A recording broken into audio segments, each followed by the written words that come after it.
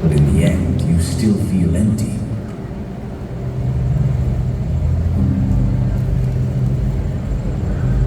What were you even looking for? You can't remember anymore.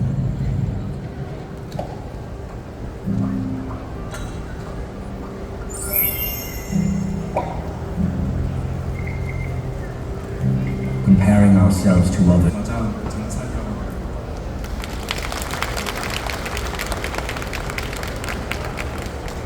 네, 그래서 이제 여기가 이제 부산 국제 불교 박람회 가서 국제 취지에 맞게 저는 이제 영어로 법문을 해달라는 부탁을 받아서 제가 한국말을 하는 거는 당분간 이게 마지막이 될 것 같습니다. 그래서 제가 준비한 법문은 다 영어로 준비되어 있기 때문에 외국 분들을 향해서 이제 만든 거라 제가 일단 한국 분들이 많아서 최대한 좀 느리게 영어를 할 텐데 일단 모든 것들은 다 영어로 되어 있기 때문에 일단 이걸로 말씀드리고 이제 시작을 해야 될 것 같습니다. 마지막으로 제가 나중에 물어보실까봐 왜 영어를 하느냐. 그래서 저는 이제 출가하기 전에 이제 미국에서 좀 오래 살았습니다. 제가 초등학교 6학년 때 미국으로 이민을 가가지고 출가하기 바로 직전까지 미국에서 살았기 때문에 국적도 이제 미국입니다. 그래서 한국에서는 출가하고 나서 이렇게 한 군데서 오래 산 지가 없었어가지고 사실 부산이 제가 태어나서 한국에서는 제일 오래 산 거라서 고향이 이제 부산 사람들입니다. 어쨌든 그래서 저는 한국어보다는 영어가 조금 더 편하기 때문에 일단 그래서 이제 영어로 한다는 점 말씀드립니다. 이제 시작하도록 하겠습니다. Okay, hello everyone. My monk name is Jang, and like I said, the entire Dharma talk is going to be in English.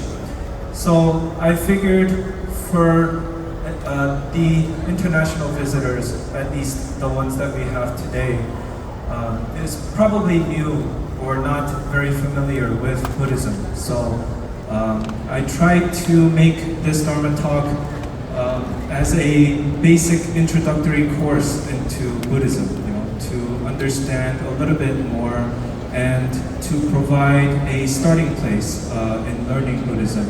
Because Buddhism is so vast, is so large, and it ranges on a lot of different topics. A lot of times people have trouble finding a starting point for Buddhism. So the Dharma talk for me today is to provide that starting place where you guys can start off.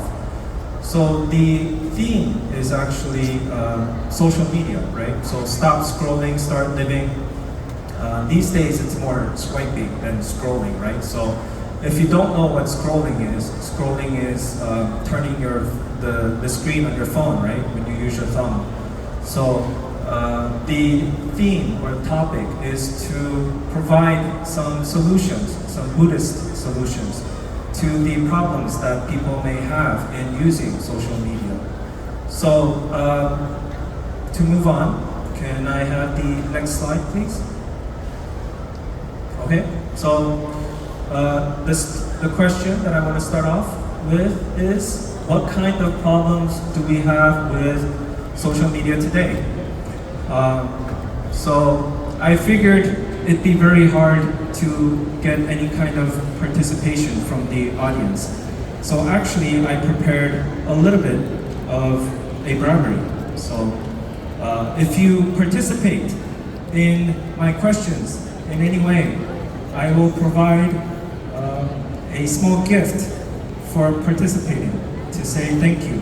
So if you have an answer, if you think you know, please just yell it out, and then I'll try to remember all your faces, and after I'm done, I'm going to give you guys a gift. So would anyone like to take a guess? It doesn't have to be a phrase, it can just be a word, right? So I'll give you guys the first one. So the first one is depression, right? So one of the big problems with social media today is a lot of people get depressed. So that is one. Does anyone know, or would anyone like to take a guess at any of the other possible answers? No? Okay, I figured as much. So can I have the next slide? Okay, so here are some of the answers I could come up with. There's probably a lot more, right? So you have depression, anxiety, low self-esteem, peer pressure, what else? Competition or comparison. So, okay, so maybe I have to go a little slower, right? So depression is being sad, right? Everyone knows that. Anxiety is being nervous. Low self-esteem is a low sense of identity, right? So self-esteem is self-esteem. So competition, comparison, right? Usually, this is especially true for Korean people, right? Social media is a huge place for competition or comparing your friends, your family, you know, people around you, right? So that's a big problem in Korea, especially. Pressure to maintain unrealistic personas. So this one is relevant as well. So it's having this image of yourself that's not really you. You may do it for people to follow you because you want attention, or because somehow you think the number of followers you have is associated with your self-esteem or your self-identity. So in order to maintain those followers, or in order to maintain that popularity, you have this unrealistic persona that's different from who you really are. So that's this one. Addiction, right? So sometimes, this is mostly, say, TikTok or YouTube shorts, right? Usually something short, you get addicted and you just can't stop. Harmful content, fraud, these are all pretty self-explanatory, right? Lack of sleep, cyberbullying. So cyberbullying is, I don't know if it's very serious in Korea, but if you go to America or some of the other Western countries, cyberbullying is actually a big problem there. So I don't know, is it the same for Korea, or I haven't been young for a while, so maybe some of the younger audiences can answer for me, but yeah, so cyberbullying is a problem. And then the last one is body image issues, right? So not so true for Koreans maybe, because all of you guys look healthy to me, right? If you go to America, we have an obesity problem, right? Everyone's fat. So they have these big body issue images, right? Especially in trying to look skinny or look beautiful, look like a model, right? So we have those kinds of problems in the Western societies. Okay, next slide please. Okay, so what is the most fundamental reason why people suffer from these problems? So I listed some of the possible problems that you can have in using social media. And I want to ask, all of these different forms of suffering, what is the common denominator between these problems? What is the source of all these different kinds of problems? So do different problems have different sources? Or do they all share something in common, right? So in order to answer that, can we have the next slide? Okay, so it is the same for any and all forms of suffering in our lives, not just social media. So Buddhism offers the same solution for basically any suffering in life. So in Buddhism, at least, we say that the problems that we are facing, the different kinds of problems that we have in society or in social media, or it's actually not just limited to social media, right? It applies to all the other stuff as well.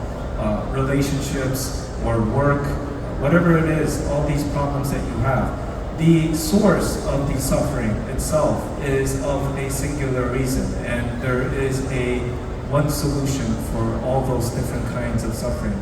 So that's what Buddhism is trying to teach, and it's trying to show you guys a way to deal with that. So next slide, please. Okay, so actually the theme is clickbait. So I put that in there because what I'm going to tell you is not just limited to social media. It can be applied to everything in life. So that's why I put clickbait. So if you don't know what clickbait is, it's something to make you click, right? So usually it's a lie or it's something false, like false advertising. So I'll get back to that. That's a joke. It's not actually clickbait. So next slide, please. Okay, so what I'm going to be talking about, like I said, is not limited to social media, but it's something that's applicable to all areas in life because that's Buddhism, right? Buddhism applies to all of it. So this is, you can consider this as just a basic introductory course into Buddhism. So basically Buddhism 101. I don't know how you guys name courses in university, but in American universities, usually the most introductory course is 101, right? So is that the same here or no? Okay, because I didn't go to college here, so I don't know. Okay, so next slide please. Okay, so I'm going to start off with the most basic of the Buddha's teachings. So the first one is called the Four Noble Truths. So this is basically 4 things that are true about this universe, about life. And it's just to kind of make it a statement that it's true. So the first one, it says life is dukkha. So normally when we say it in English, we say life is suffering. But that's not actually accurate because the word dukkha does not mean just suffering. It actually also means, like it says here, it says suffering, pain, unsatisfactoriness, unease. So it refers to the inherent unsatisfactoriness of all phenomena. So to help you guys understand a little bit more, for example, there is a difference between pain and suffering in Buddhism. So again, would anyone like to explain the difference between pain and suffering? Is it a similar word or is it a different word? Pain and suffering. Not similar, different. So how is it different? Physical and mental. Physical and mental. Okay, that's a good guess. But in Buddhism we say pain is both physical and mental. So physical and mental pain is still pain. They're both pain. So it's not the difference between physical and mental. Thank you. I'm gonna remember you. So you two guys, I'll try to remember. Okay, any other guesses? Pain and suffering. What is pain? What is suffering? So pain is an experience. It's a moment. It can be physical or mental. So if you fall down and you hurt your leg, that's pain. If somebody breaks up with you, right? That's pain.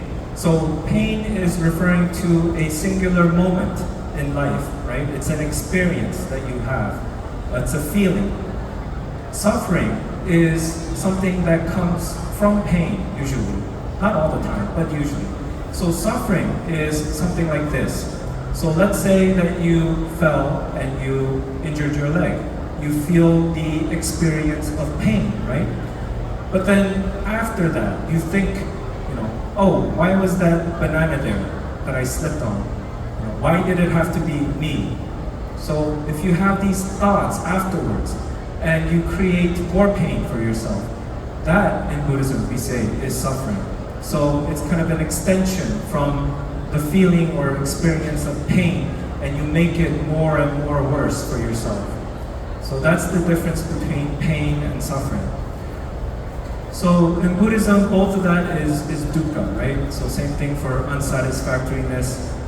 So it's the same thing in Korean. So in Korean, they say 일체계고, 인생은 고다 이렇게 설명을 하는데 고라는 게 한자로 이제 보통 고통이라고 해서 인생은 고통이다라고 이제 해석을 많이 하는데 개인적으로는 이 번역이 좀 마음에 안 듭니다. 저는 개인적으로 차라리 요 첫 번째 진리를 얘기를 할 때는 인생은 고통이다라고 하는 것보다는 인생은 불만족스러움이다라고 해석을 하는 게 조금 더 정확하지 않나 생각을 합니다. Okay, so I broke my promise. They said I wouldn't speak Korean, but I did. So the second one is the origin of suffering. So where does that suffering come from? So in Buddhism, there's actually different ways of explaining this, but one of the main ways is by explaining the three poisons, right? So the three poisons is craving or attachment or greed. The second one is hatred or aversion. And the third one is ignorance or delusion. So we say all your forms of suffering comes from one or a mixture of these three. So especially ignorance. So they say ignorance is the base of the first two. So you are greedy and you attach because you're ignorant. You hate and you avoid because you are ignorant. So this is just a very simplified explanation for the second truth. The third truth is the cessation of suffering. So who knows what cessation means? So I think this one's a little more difficult, so you probably won't be able to understand it. Cessation means removal or ending. So it's a hard word. It's a hard English word for a very simplified meaning. So basically the ending or removal of suffering. So the third truth is that it can be removed, and it can be removed permanently, right? Did I write that? Yes, I did. And then the fourth one is the path to the cessation of suffering. So there is a way, and in Buddhism we say that the way is the Noble Eightfold Path. So that's going to be the next teaching of the Buddha that I'm going to share with you guys. So next slide, please. Okay, so this is the 8 steps that you can take to remove suffering for yourself. It's both a moral and ethical guideline, as well as just a practical way of removing things. It's a systemized way of removing suffering for yourself. So the first one is right view, and I think this is probably the most important, because if you want to identify what the suffering is, you really have to identify who's suffering as well. So the important thing is where you start off from. What kind of view do you need to have in order to correctly identify the problem and how to solve it? So the first one, right view, there's different ways of having right view. So the first one is dependent origination. So this is also one of the key teachings of the Buddha. Dependent origination simply means cause and effect. So everything is karma. Everything has a reason. So in Buddhism, there is no such thing as a coincidence. So for example, why were you born male or female? Why were you born in Korea? Why were you born Asian? Right? Why were you born in this time period? So is it just all coincidence? Is it just all luck, happen chance? How do you explain this? So in Buddhism, we say that is your karma, right?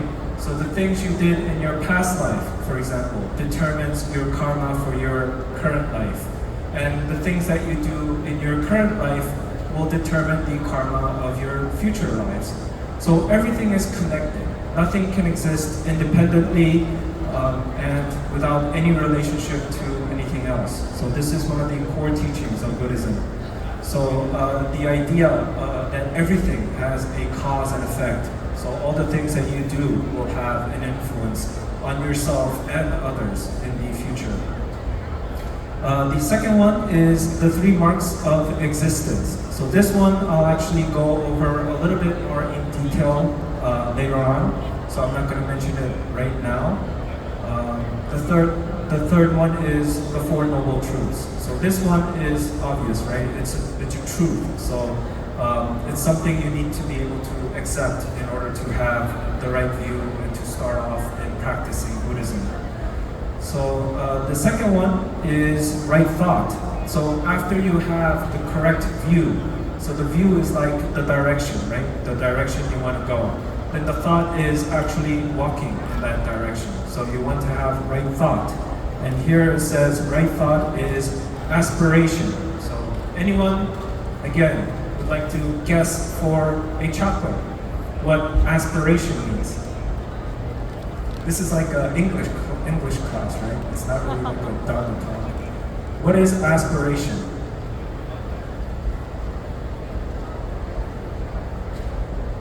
I can't hear you. I still can't hear you. You gotta like really yell. 영감? 영감. That's inspiration. Okay, but good guess. Yeah. 열망. Aspiration. Yeah. 열망. I guess you could say. Okay, so yeah, remind me to Okay. So aspiration is trying to achieve a goal, right? The motivations for trying to achieve something. So yeah, that is actually correct. So aspiration, motivation, so they're synonyms, right? They're similar words. And mindset, based on right view. So that's pretty obvious. The second one is probably another concept that's very important in Buddhism. So wisdom and compassion. So wisdom and compassion are two things that are absolutely necessary in Buddhism.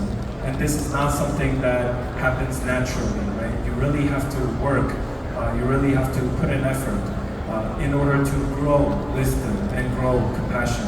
And compassion applies to both oneself and to others, right? So we're not talking about compassion just, to others, The Christian version is love thy neighbors, right? So it's not just neighbors, it's also yourself. You need to have compassion for yourself.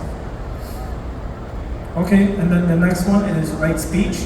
This one I'm just gonna go over really quickly. It's not really important right here, right now.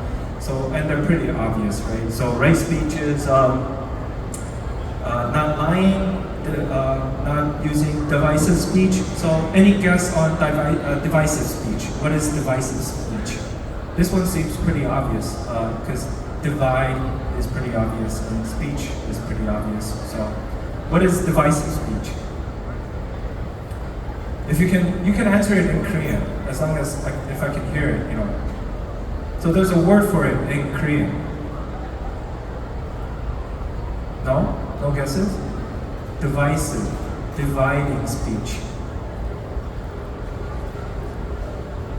No? Okay, so I'm gonna pass by that because I don't want to take too much time. 이간질. So you divide people by speech, right? So divisive speech. Abusive speech. Abusive is pretty obvious. And idle chatter. So idle just means useless, right? Unnecessary. And then right conduct, right action. Abstain from killing, stealing, sexual misconduct. Again, pretty obvious ones. So I'm just gonna blow by these. Next slide, please. Okay, so right livelihood. So for the monks, right livelihood is no fortune telling. So basically it means no using supernatural powers. So has anyone ever met a monk who does fortune telling? Or writes you like a protection, what do you call them? I forgot the English word. Like these protection seals or whatever. Has anyone ever met a monk like that? No? Okay. So if you ever do meet a monk who says, I can do fortune telling, or I can see your future, or I have this supernatural power, then that's a bad monk, and you should probably run away from him because monks are not supposed to do that, right? So no fortune telling, and to not possess more than necessary, right? So frugality. And then for lay people, so lay people means you guys, right? The non-monks. So for lay people, no killing living beings, human trafficking, dealing drugs, etc. to make a living. So this is just one of the many examples of how to live rightly, right? So right livelihood. this is not the complete list. It's just a couple of examples, right? So you can look it up if you want to know more, but this is just the basic stuff. And I'm only doing the basic stuff, right? And then the next one is right effort. So to prevent unwholesome states and to promote wholesome states. So this has relations to the three poisons. So the three poisons that I mentioned, greed, hatred, and ignorance. So wholesome states is, the unwholesome states is obviously these three, right? So you want to do four things. So it is to remove any unwholesome states that you may already have, to prevent new unwholesome states from occurring or appearing, and then to keep the wholesome states that you already have, and to generate more of the wholesome states that you don't have. So that's what it's referring to when it says right effort. Next, right mindfulness. In mindfulness, there's a word called sati, and sati is basically a quality that guards or watches over the mind from unwholesome states. So basically what happens is, if you do the right effort, if you do it consistently, if you do it many times over, then you have the right mindset, right? The right mindfulness. And if you have the right mindfulness, then you have the last one, right? Samadhi. Samadhi is samme, right, in Korean. So samadhi is referring to concentration or unification of mind. So it's basically a state of mind characterized by mindfulness. So you do the effort, then you become mindful, then you achieve samadhi, right? So that's the process in Buddhism. So you don't, this is important because in Buddhism, we don't say you have to have the mindset first and then do the actions. We say you do the actions and then you get the mindset, right? So the order is very important as well. So this is the basics, the very, very basics of Buddhism. So if you want to know about the Buddhist teaching, for example, where do you start? And I think the Four Noble Truths and the Noble Eightfold Path, these two is where you start off. This is the most basics of the basics in Buddhism. So from here, you can go on to other things as well. So next slide, please. So just to mention what some of those other things are. For example, another one that's big is the concept of sunyata. So sunyata means emptiness in English. Does anyone know what emptiness means in Korean, in Buddhism? This is a big concept, so maybe you've heard of it. 공이라는 단어 들어보셨어요? 공하다. So that's emptiness. So emptiness means all things are empty of intrinsic existence and nature. So that refers to the body, the mind, everything. So actually, in order to help understand this concept, I actually brought up a story. So this one I actually chose because most English speakers don't know about this story, but I think most Koreans will know this story. So if you can tell me the name of the story in Korean, again, I am wagering a chocolate. So this is an example of the concept of emptiness. So try to see if you can figure it out, right? Okay, so this is a story, a parable. It's called the, okay, actually I shouldn't say the title because you might figure it out. So there was a farmer in a small village with a single horse who helped him earn a living for his family. The other villagers constantly told the farmer how lucky he was to have such a great horse. And he replied, maybe. One day, the horse ran away. The villagers came to the farmer to express their sympathies. It's to, to console him. Okay, that's a hard word. How do I say it? To make him feel better, right? Okay, so, and the farmer, again, he said, maybe.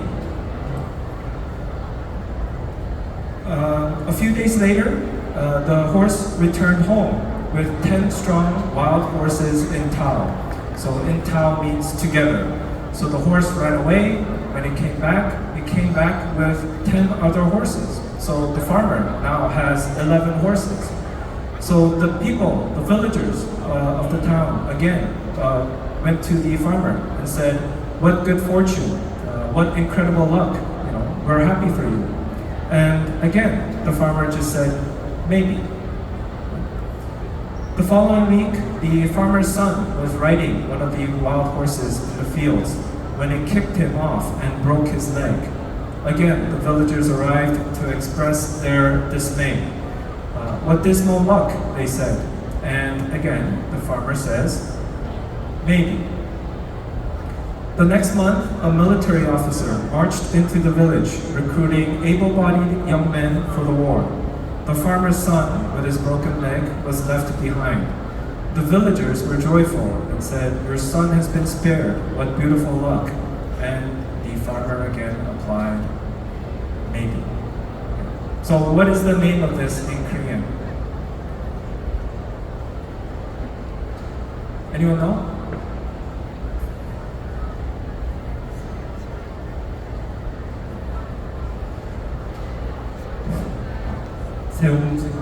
Yes, 맞습니다. Again, please receive your chocolate after this. Make sure I remember you. Okay. Yeah, so that's a very famous story in Korea, right? But Westerners, they don't know this story as well. Have you guys ever heard of it? Yeah? Oh, okay. Is there a Myanmar version of it or?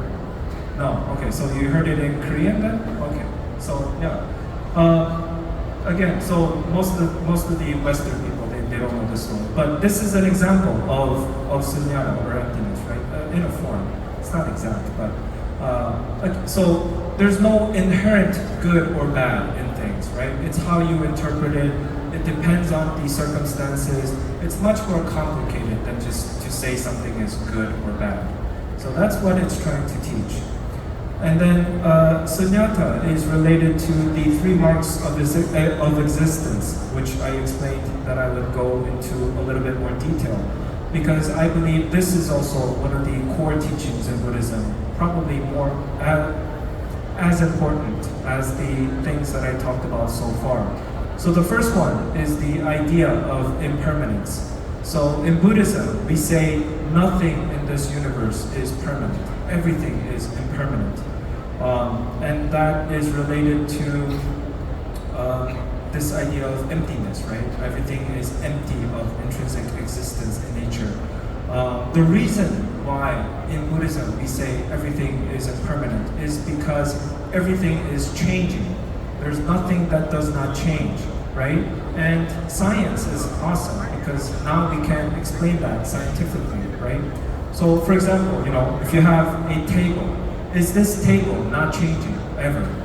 Is it just a table forever, right? So even though in our eyes, it doesn't seem to be changing. If you look at it from a molecular level, for example, it's changing in the molecular level. If you look at the atoms, for example, that make up this table, the atom is constantly moving, right? So science is awesome. You can tell that nothing in this universe is fixed. It's never unchanging, right? Everything is changing constantly and it's always impermanent. So that's a truth that we have in Buddhism. And that's why it also teaches the idea of non-self. So it's not no self, right? Oftentimes a lot of Korean people, they understand it as no self because when it was translated into Chinese, it said 무아, right? 없을 무자에 나 아자. So people think there is no I, there is no self. But that's a mistranslation, right? So in English, we usually describe it as there is nothing that can be called a self. So, another quick example by science. What is 70% of your body? Water, right? So is there anything in that water that says that's you? It's just water, right? It's the same water as H2O. So what makes you you, right? Your body, for example. And and a lot of people will say DNA. So if I break down DNA, then is there you in the components that make up DNA? Right? Yes? No? So, okay, food for thought, right? Something to think about. So that's how you would approach it if you were to approach it scientifically. But again, in Buddhism, that's why we say there is nothing that can be called a self. So in order to have the right view, again, going back to the Noble Eightfold Path, that's where you would have to start off. Who am I? What am I? Right? So that I'll get into a little bit after this one, actually. But the last one is pretty self-explanatory, dukkha, right? Suffering. So life is unsatisfactoriness. Okay, next slide. So I wanted to mention again, so this idea of who am I, what am I? So if you really think about the concept of emptiness, of impermanence, of the non-self, a lot of times people think Buddhism is a religion where we offer wisdom. So if you have some kind of problem in life, you can go to a monk and share your problems, and the monk will somehow come up with a very wise way of dealing with your problem. But that's not actually what Buddhism is about, really. That's one of the roles that Buddhism has. But in a more fundamental level, Buddhism tries to answer the source of all of your suffering, not just the specific problems that you may have in the moments of your life. So we're trying to really get at the core of all the problems, right? The essential core, the nature. So in order to do that, you really do have to ask then who is doing the suffering, right? What? So when you say, I'm hurt, or I'm sad, or I'm angry, then don't you think it's important to understand what this I is, right? So if you're using the word I all the time, then if I ask you, who are you? Then you should be able to answer that, right? But a lot of people, apparently they can't. So that's what Buddhism is trying to answer. So in Korean Buddhism especially, the way they approach this method to answer that question is different. So I don't want to talk about the other Buddhisms, but in Korean Buddhism, they try to answer this question, who am I or what am I, as directly as possible through experience. So rather than reading books and trying to understand this intellectually, for Korean Buddhism, we have tried to give or provide a direct experience. So in Korean Buddhism, we have something called Kanason, which is a type of sun meditation, where a master will give the disciple a hwadu, right? And the hwadu is a question that the disciple has to answer. Except the question is like a nonsense quiz. So it's not something you answer with logic. It's really something that's trying to get at the core of answering this, who am I, or what am I? So an example of sun meditation, it says here in quotes, if during your meditation you see the Buddha, kill the Buddha, right? So that's how you want to approach sun meditation.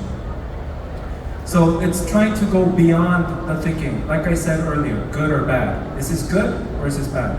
Is this the Buddha or is this not Buddha? Is this enlightenment or is this not enlightenment?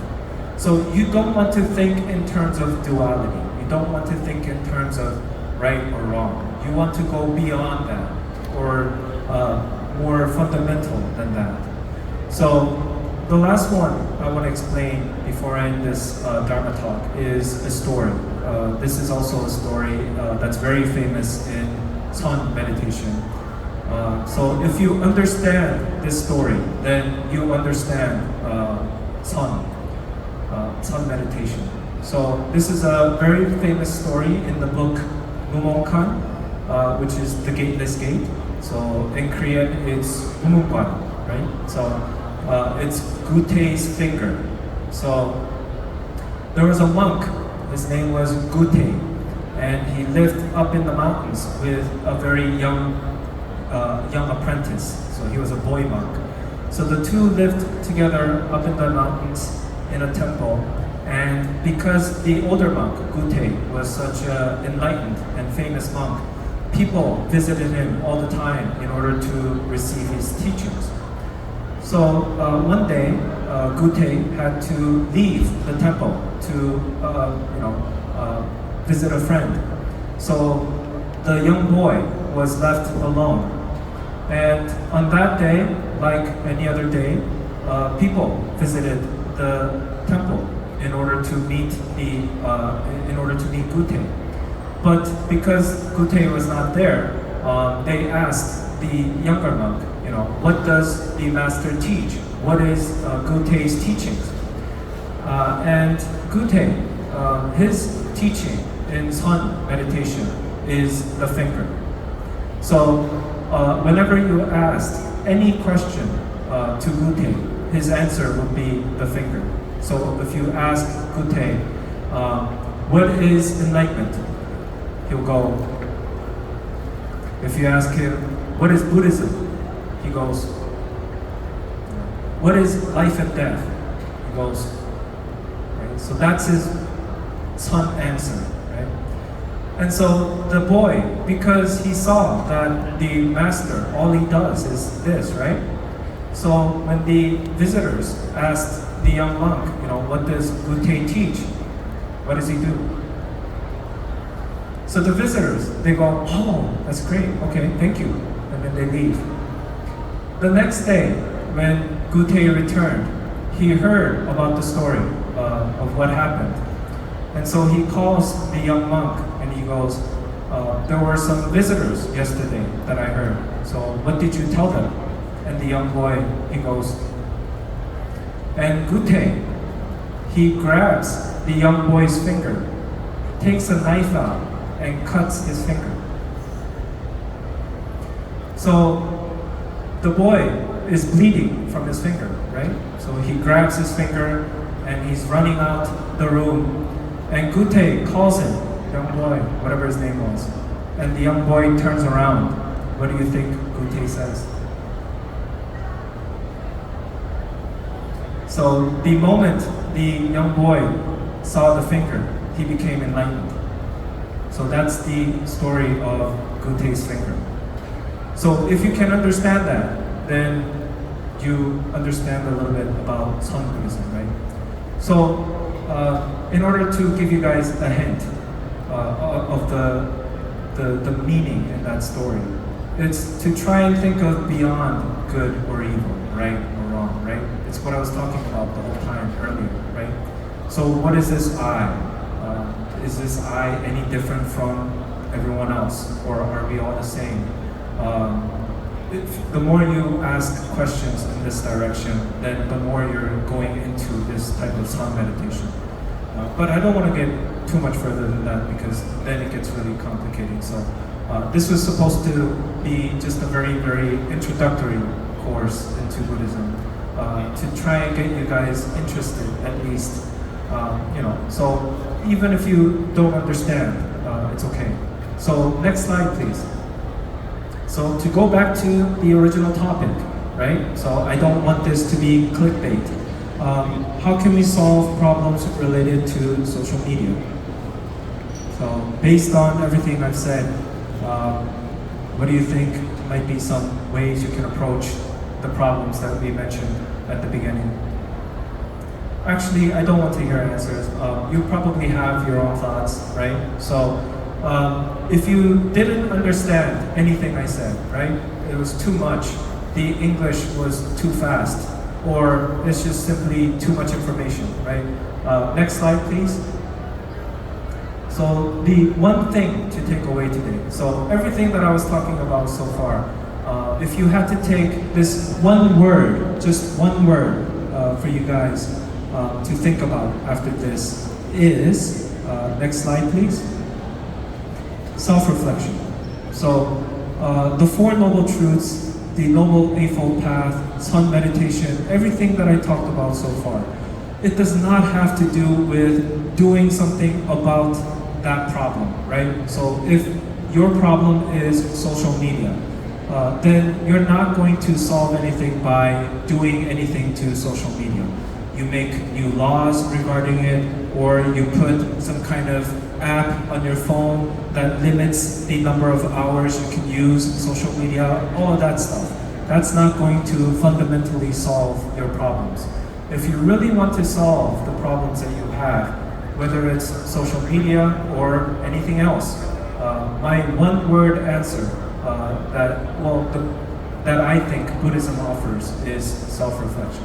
So, okay, that's it for today. What time is it? 47. So I think I have like 10 minutes. So thank you for listening. Please come up and receive your chocolate after you're done if you have questions. And I'm going to end the talk with this. 감사합니다.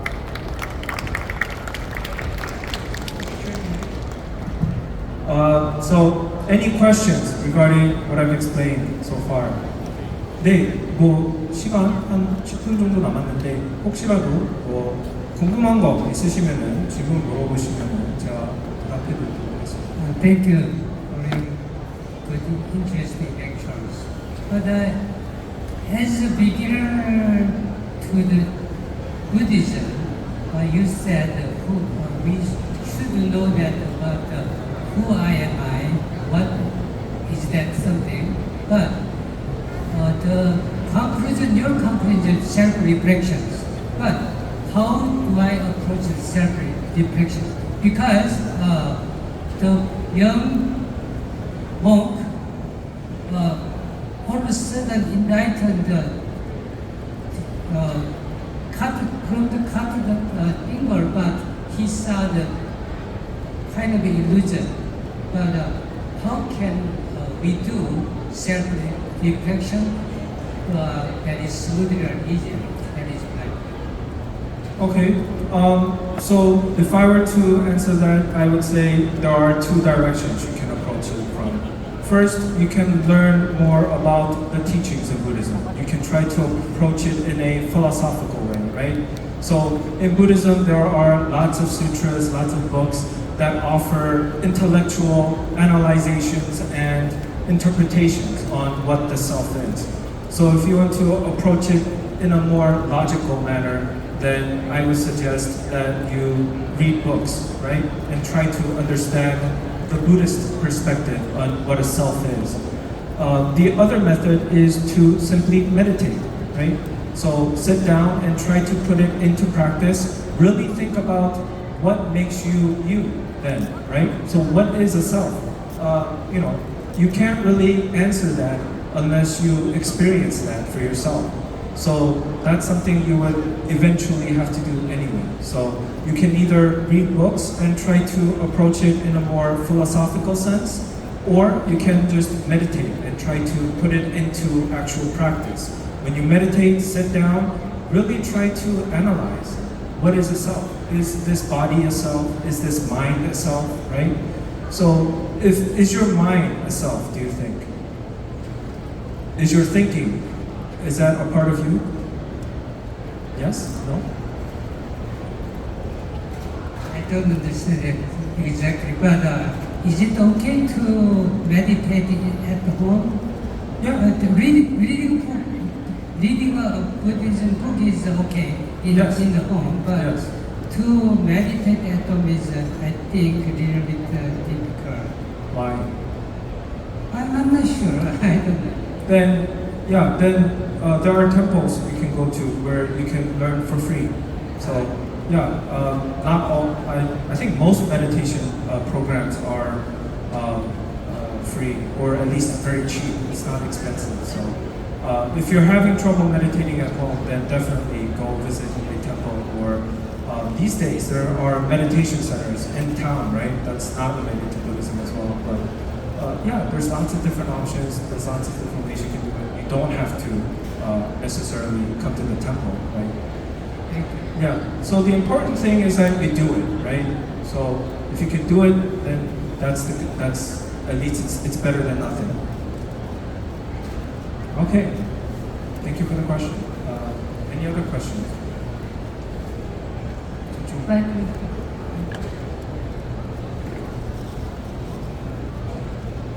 Thank you for your inspiring talk today. When you talk about self-reflection, I'm curious about how has your life changed after becoming a monk? Yeah, thank you. Okay, so for me, you know, it's not like I'm done with self-reflection, right? It's not like I'm completed. It's the same thing for me as well, right? So for me, I am also trying to do self-reflection as often as I can. And being a monk, it definitely provides more opportunities, more times to do that, right? To practice, whether it's meditation or Buddhism or whatever, self-reflection.